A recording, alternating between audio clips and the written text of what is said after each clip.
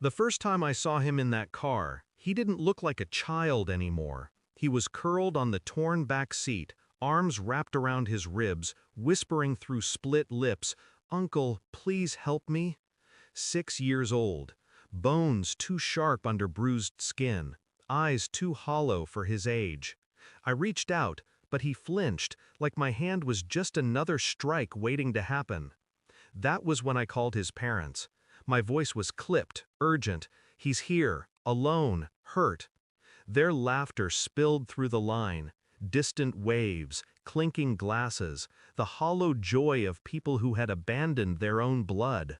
"We're at the beach, don't bother us, we're having fun." And they hung up. The silence that followed wasn't silence at all. It was the sound of something snapping inside me. At first, I thought neglect, selfishness, the kind you can explain away with money, with excuses. But as I studied him, every mark, every word left unsaid, I realized this was deeper, deliberate. His wrists bore the shape of fingers, his back the map of belts. His silence wasn't shyness, it was training, conditioned fear. I drove him to my house that night, made him soup he barely touched, sat across from him as he dozed in a chair, his body trembling even in sleep. And I couldn't stop hearing their laughter. My own brother and his wife, my blood.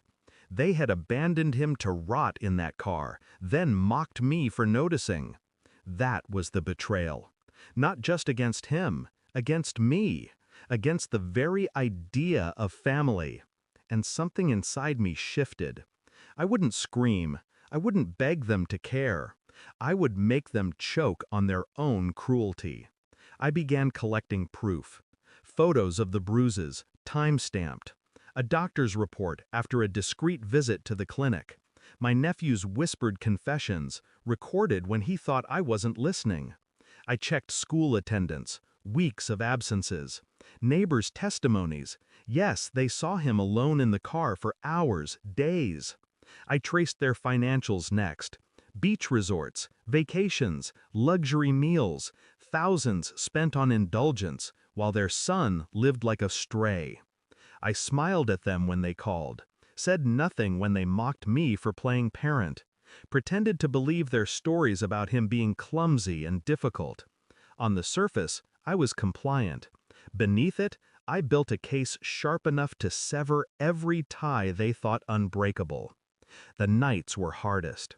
Watching him wake in terror, crying without sound, holding him as he whispered, "Don't send me back." I didn't answer, because the answer wasn't ready yet. But it was coming. The report arrived in a neat folder, black ink on white paper, clinical, undeniable. Child Protective Services confirmed what I already knew: chronic neglect, physical abuse, unfit guardianship. I read it once, then again. Each word was a blade carving away any last remnant of family loyalty. That weekend, they returned from their trip, sunburned, drunk with pleasure. I invited them over, told them their son was with me, safe. They came, laughing, already annoyed. When they walked in, I placed the folder on the table, said nothing, just slid it toward them. They opened it. Their faces shifted.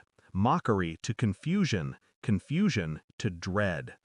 Where did I cut in, calm, steady? From the truth you've been running from. Their mouths moved, but no sound mattered anymore. "You laughed at him," I said.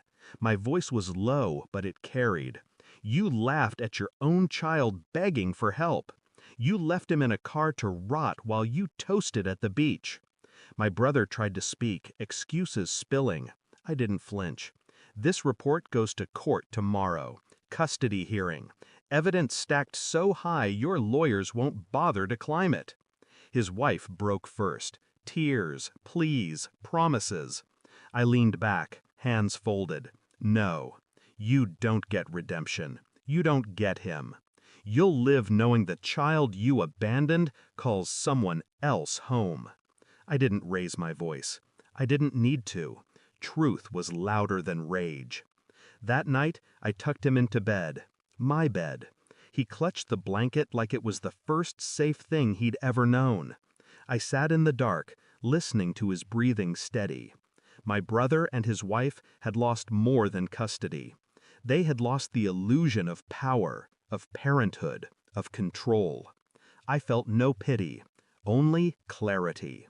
Family is not blood. Family is protection. And some betrayals are so absolute, they erase the very word family from your mouth. I kissed my nephew's forehead, whispered the only promise I could keep. You're safe now. Then I turned off the light, and in the dark, I finally understood. They hadn't abandoned him. They had abandoned themselves. Thanks for watching. Don't forget to like, share, and comment. Subscribe now to Cheating Stories Insight World for more amazing stories.